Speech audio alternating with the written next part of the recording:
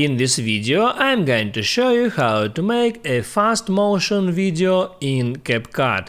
That is quite simple and easy to do, so let's begin. And first open up CapCut application, and now in order to speed up the video in CapCut, all you have to do is hit on this big plus sign to start a new project and add here some video. I'll select that one and then hit add.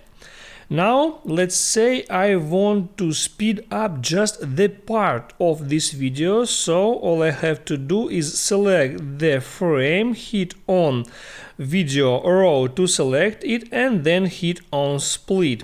Now I can drag video row to the next part and there I can hit on split again. So now I want to speed up just that part.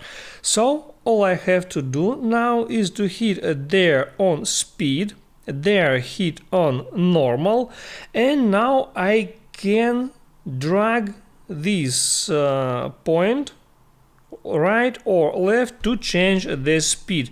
I can change it to 3, 4, 5 and up to 100, but I'll set it to for example 3x, and then all I have to do is hit on that check mark, and now I can see how it looks like now.